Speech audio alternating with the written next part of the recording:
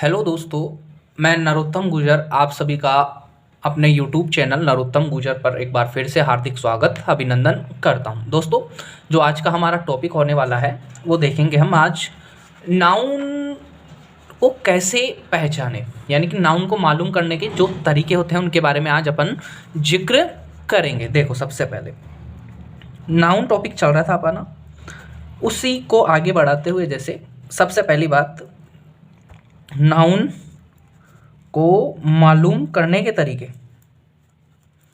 Noun को मालूम करने के तरीके देखो, सबसे पहले जब अपन तरीके की बात करते हैं तो सबसे पहले अपन बात करते हैं दो तरीके होते हैं। कितने के तरीके होते हैं?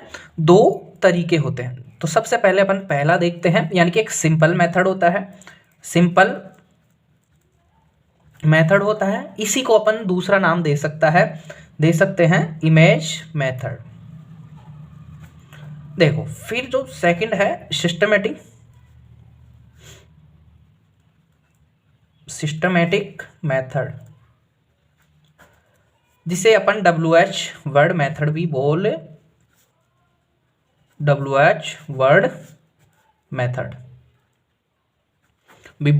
सकते हैं। देखने कोशिश करना। जैसे सबसे पहले अपन बात कर ले सिंपल मेथड की। किसकी बात करेंगे अपन? Simple method. देखो, अगर मान लो किसी वर्ड या शब्द को सुनकर, किसी वर्ड या वर्ड ग्रुप को सुनकर आपके दिमाग में कोई इमेज बन जाती है, तो वो क्या कहलाता है? वो शब्द या शब्द समूह क्या कहलाता है? वो कहलाता है नाउन। जैसे स्वीट यानी मीठा। अब इसे सुनकर आपके दिमाग में कोई इमेज ही नहीं बनी। मीठा कुछ भी हो सकता है, लेकिन जैसे मैं बोला मिठाइयाँ, स्वीट्स, मिठाइयों में आप नाम लेने लग जाओगे। जैसे बर्फी हो गई, रसगुल्ले हो गए, बहुत सारी मिठाइयों के आप नाम लेने लग जाओगे। तो यानी कि जिस वर्ड में आपको इमेज बन रही है वो क्या कहलाता है? वो कहलाता है सिंपल मेथड। क्या कहलाता है? Simple method. देखो, इसको लिखेंगे जैसे किसी भी शब्द या शब्द समूह को सुनकर यदि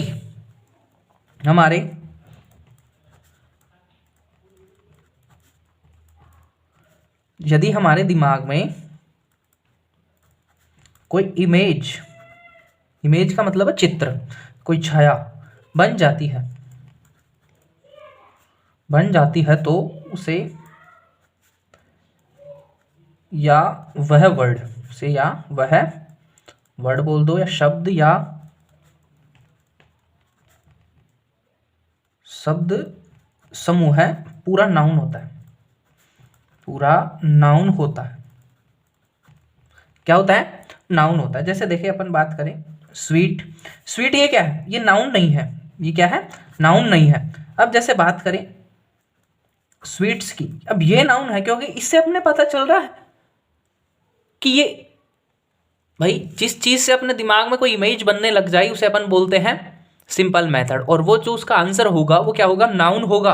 अब जैसे देखो, यहां पर देखने योग्य बात है भाई, शब्द या शब्द समूह है, तो यानी कि कभी कभी एक वर्ड ना होकर अपन को वर्ड ग्रुप दे दिया जाता है, तो वो भी क्या कहलाता है? वो भी नाउन ही कहलाता है। जैसे देखो, नाउन बनने के लिए किसी एक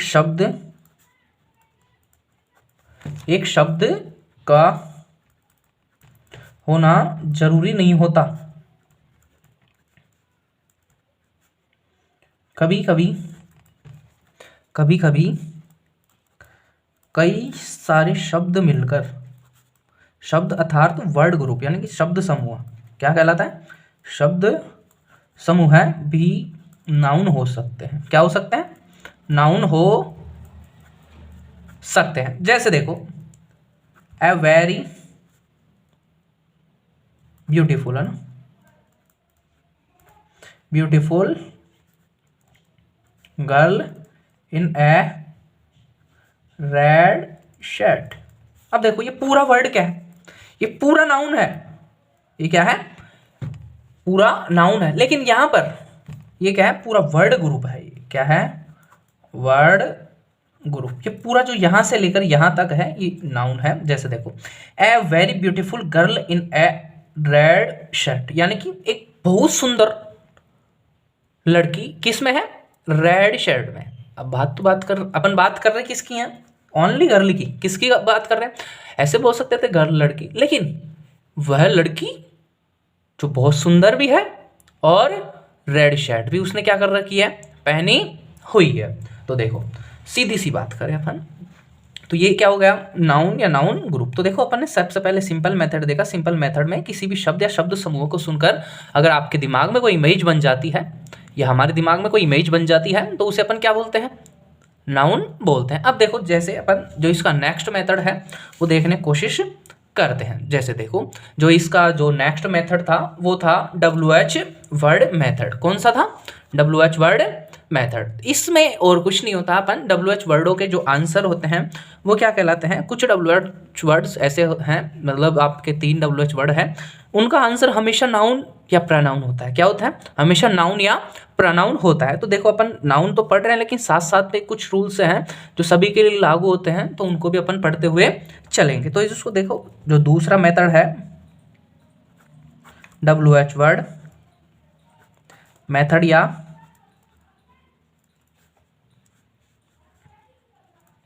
सिस्टमेटिक मेथड। देखो अब एक तरफ तो अपन बात कर लेते हैं, जैसे WH वर्ड है, WH वर्ड का 2 फंक्शन में यूज होता है। एक तो कंजंक्शन के रूप में, एक होता है WH वर्ड के रूप में, और ये हो गया क्वेश्चन के रूप में। देखो WH वर्ड यानी कि मैं बीच में WH वर्ड लिखूंगा, एक तरफ उसका कंजंक्शन के रूप में उपयोग लिखेंगे अपन, एक तरफ अपन क्वेश्चन के रूप में लिखेंगे। जैसे अपन बात कर ले हूँ, जैसे हूँ का जो कंजंक्शन होगा तब इसका जो मीन होगा वो होगा जो या जिसने।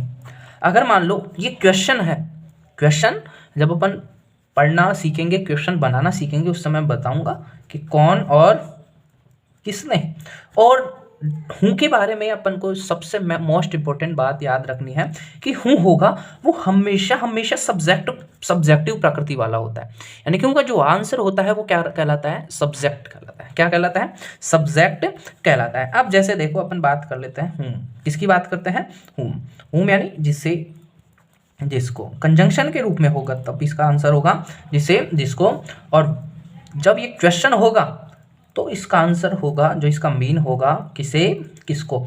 और हुम के बारे में सबसे मोस्ट इंपॉर्टेंट बात याद रखनी है कि इसकी प्रकृति कैसी रहती है, ये ऑब्जेक्टिव रहती है। क्या रहती है, जो इसका आंसर होगा वो क्या कहलाता है, वो हमेशा ऑब्जेक्टिव ही होगा। हुम का आंसर हमेशा ऑब्जेक्टिव होगा। फिर अपन बात कर लेते हैं वाट। वाट का अर्थ होता है क्या, है ना, वाट का अर्थ क्या होता है, क्या। और अगर मान लो कंजंक्शन है ये, तो कंजंक्शन में इसका अर्थ होता है जो। क्या होता है, जो। फिर अगर देखे अपन तो ये वाट होता है, वाट सब्जेक्टिव भी हो सकता है एंड ऑब्जेक्टिव भी हो सकता है, यानी कि जो वाट का आंसर होगा वो सब्जेक्ट भी हो सकता है और वो ऑब्जेक्ट भी हो सकता है। अपन देखेंगे भाई ये कब सब्जेक्ट होगा कब ऑब्जेक्ट होगा अपनी नेक्स्ट क्लासों में। फिर अपन चौथे नंबर पर बात कर लेते हैं, जैसे विच। विच का आंसर होता है, मतलब जो मीन होता है कौन सा और कौन सी। अब ये देखो सिलेक्शन के पर्पज से, किसके पर्पज से, सिलेक्शन, चूज के, चॉइस होती है ना, चॉइस के अर्थ में इसका उपयोग होता है। अब देखो फिर बात करें अपन, यानी कौन सा कौन सी, यानी कि फिर हो गया जो इसका आंसर है, मतलब जो इसका हिंदी में मीन होगा, इसका मीन होता है जो। फिर अपन बात कर लेते हैं नेक्स्ट नंबर पर, इससे इसी का संबंध है, प्रोनाउन और एडजेक्टिव में प्रयोग होता है उसका हुज। हुज मानी कौन सा, मतलब हुज यानी किसका, किसका और किसकी, किसके। हुज कौन, हुज। हुज यानी अब देखो इसका जो कंजंक्शन होगा उस समय जो इसका आंसर होगा वो नहीं, जिसका और जिसके। फिर अपन बात कर लेते हैं कुछ का आंसर, यानी कि देखो इन तीनों का आंसर होगा, यानी कि इन तीनों WH वर्ड का आंसर होगा वो तो होगा नाउन एंड प्रोनाउन। कौन सा होगा, नाउन एंड प्रोनाउन। जबकि इन दोनों का विच और हुच का जो आंसर होगा वह pronoun and adjective, pronoun and adjective होगा। अब अपन बात कर लेते हैं कुछ ऐसे WH word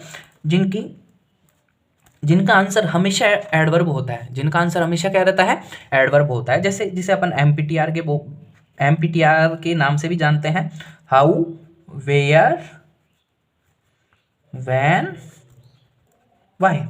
how, where, when, why. देखो जैसे हाउ मानी कैसे या किस तरह। जब ये कंजंक्शन क्वेश्चन होता है तो इसका आंसर होता है किस तरह से।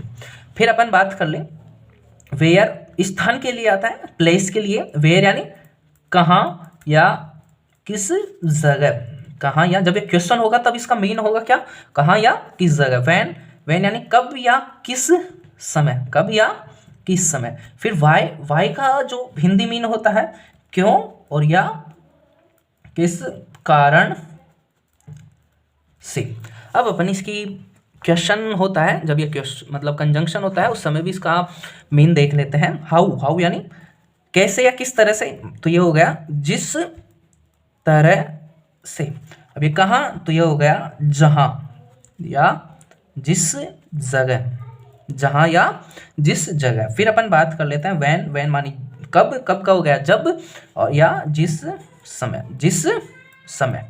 फिर अपन बात कर ले वाई, वाई मतलब जिस, वाई का जब क्वेश्चन होता है तब तो क्यों होता है यानी या किस कारण से, तो यानी कि जिस कारण से, जिस कारण से। अब देखो इनका जो आंसर होगा वो हमेशा मतलब एडवर्ब होगा। हाउ, वेयर, व्हेन का आंसर जो होगा हमेशा एडवर्ब होगा। देखो हाउ, हाउ का अपन जानते हैं भाई तरीका जानने के लिए, तो अपन लिखते हैं मैनर। वेयर, वेयर का मतलब होता है मतलब स्थान से संबंध है, तो ये इसका जो आंसर होगा वो हमेशा एडवर्ब होगा। और वो एडवर्ब भी किससे संबंध होता, संबंधित होगा, प्लेस से संबंधित होगा। अब व्हेन, व्हेन का उपयोग अपन टाइम जानने के लिए करते हैं। फिर वाई, वाई का मतलब होता है रीजन जानने के, रीजंस जानने के लिए। अब देखो हूंच, हूंच का मतलब, हूंच का प्रयोग अपन करते हैं पोजीशन यानी कि अधिकार जानने के लिए, अधिकार जानने के लिए। अब देखो सबसे पहले बात कर लेते हैं अपन इसके कुछ मोस्ट इंपॉर्टेंट नियम है। अपन ने इतने WH वर्ड देखे तो उनका सिस्टमेटिक अर्थ, सिस्टमेटिक रूप से जैसे अर्थ भी जानना जरूरी है। तो अपन देख लें कोई भी WH वर्ड होता है, जितने भी WH वर्ड होते हैं वो दो तरह से यूज हो सकते हैं। देखो अपन ने लिखा कंजंक्शन और क्वेश्चन, कंजंक्शन और क्वेश्चन। लेकिन देखो ध्यान देने योग्य यहाँ पर यही बात है कि WH वर्ड जब क्वेश्चन होता है, क्या होता है, WH वर्ड जब क्वेश्चन होता है, जैसे अपन बात कर लें हूँ आर यू। अब यहां पर क्या है, ये WH वर्ड क्या है, क्वेश्चन है। WH वर्ड वाक्य के शुरू में आ रहा है। लगभग क्या होता है, अक्सर ये होता है कि जब WH वर्ड जब वाक्य के प्रारंभ में आता है तो वहां पर वो क्वेश्चन के रूप में रहता है। हमेशा ऐसा होना जरूरी नहीं है, लेकिन अक्सर ऐसा ही होता है अधिकतर सेंटेंसों में कि WH वर्ड क्या होता है, वाक्य के प्रारंभ में ही आता है। और देखो सबसे मेन इंपॉर्टेंट बात अपन को यहाँ पर समझने की आवश्यकता यही है, अपन कैसे पहचाने भाई ये WH वर्ड यहाँ पर क्वेश्चन है या कंजंक्शन है। तो उसके लिए सीधा सा मेथड यही अपनाओ कि जब WH वर्ड क्या होगा, क्वेश्चन होता है, WH वर्ड क्वेश्चन होता है तो सेंटेंस में क्या होता है, सेंटेंस में क्वेश्चन मार्क होता है और उसकी अपन को आंसर देने की क्या होती है, आवश्यकता होती है। जबकि जब WH वर्ड कंजंक्शन होता है तो उसकी जवाब देने की अपन को क्या नहीं रहती है, आवश्यकता नहीं होती और क्वेश्चन मार्क भी नहीं होता है। समझ में आया। फिर अपन बात करें WH वर्ड जब क्वेश्चन होता है तो हमेशा एक सिंगल सेंटेंस रहता है। क्या रहता है, एक सिंगल सेंटेंस रहता है। लेकिन जब WH वर्ड कंजंक्शन होगा तो कम से कम दो वाक्य होंगे, दो सेंटेंस होंगे। देखो मैं इस बात को अच्छी तरह से नोट डाउन भी कर देता हूं। देखो सबसे पहले बात कर ले अपन नोट लगाकर, एक तरफ तो चलो एक ऐसे लिखा देते हैं, यानी कि जितने भी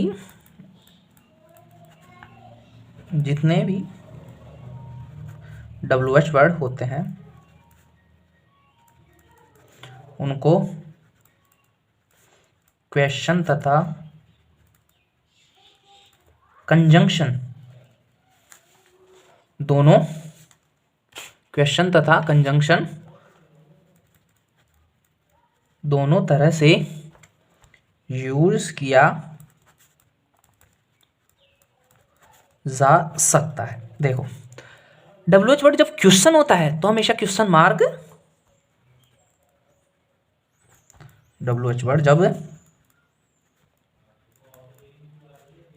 क्वेश्चन होता है तो हमेशा क्वेश्चन मार्क, जिसे आप इससे दर्शाते हो मार्क, यूज होता है और उसका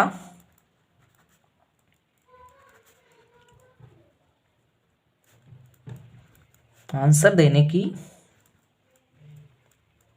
आवश्यकता होती है। जबकि देखो पहले इससे रिलेटेड ही लिख लेते हैं, चलो आप WH वर्ड जब क्वेश्चन होता है तो वह हमेशा सेंटेंस के आरंभ में होता है, सेंटेंस के आरंभ में होता है तथा एक सिंगल सेंटेंस होता है और देखो कुछ WH वर्ड ऐसे हैं जिनके बाद हमेशा क्या होती है, हेल्पिंग वर्ब क्या होती है, हेल्पिंग वर्ब प्रयोग होती है। तो देखो ये हो सकता है। अब अपन बात कर लेते हैं जो इसके WH वर्ड के हैं उसमें से संबंधित नियम। देखो WH वर्ड जब क्वेश्चन होता है तो क्वेश्चन मार्क लगाना जरूरी होता है, लेकिन देखो नोट लगाकर, लेकिन WH वर्ड जब कंजंक्शन होता है, जब कंजंक्शन, WH वर्ड जब क्वेश्चन होता है तो क्वेश्चन मार्क, तो कंजंक्शन होता है तो WH वर्ड वाले सेंटेंस के बाद क्वेश्चन मार्क यूज नहीं होता है। और देखो यानी कि WH वर्ड जब कंजंक्शन होगा तो हमेशा दो या अधिक सेंटेंस होंगे। क्या होगा, हमेशा दो या दो से अधिक सेंटेंस होंगे। भाई कम से कम तो 2 सेंटेंस तो होने ही होने चाहिए। तो देखो इसी के साथ अपन थोड़ी सी बात कर लेते हैं जो अपना टॉपिक था आज का। भाई नाउन को फाइंड करने के जो तरीके थे, तो उस तरीकों में अपन को और कुछ नहीं करना है। उन तरीकों को अपन जो पढ़े तो उसमें जो सबसे मेन इंपॉर्टेंट चीज़ आज की क्लास में ये आई कि जो WH वर्ड वाट, होम और हूँ, यानी कि इन तीनों WH वर्ड का जो आंसर होगा वो क्या कहलाएगा, वो कहलाएगा नाउन या प्रनाउन। तो देखो अपन को यहाँ पर याद रखने योग्य इतनी सी बात है कि हूँ, व्योम और हूँ, होम और वाट का जो आंसर होगा वो हमेशा क्या कहलाएगा, वो हमेशा नाउन या प्रनाउन कहलाएगा। और जो ये WH वर्ड है इनके जो आंसर होते हैं वो हमेशा नाउन या प्रनाउन होते हैं और वो कभी भी क्या हो सकते हैं, सब्जेक्ट बन जाते हैं, कभी ऑब्जेक्ट बन जाते हैं, कभी सब्जेक्ट कॉम्प्लीमेंट बनते हैं, कभी ऑब्जेक्ट कॉम्प्लीमेंट बन सकते हैं। तो इसी के साथ आज की क्लास को यहीं पे समाप्त करते हैं। इससे अगला पढ़ेंगे अपनी नेक्स्ट क्लास में। तो बने रहिए हमारे चैनल के साथ। और आपने अभी तक मेरे यूट्यूब चैनल को सब्सक्राइब नहीं किया है तो सब्सक्राइब ज़रूर करें, ताकि ऐसी ही यूजफुल वीडियो मैं आपके लिए हर रोज़ बना सकूं। Thank you, bye bye, take care, have a nice day, thank you.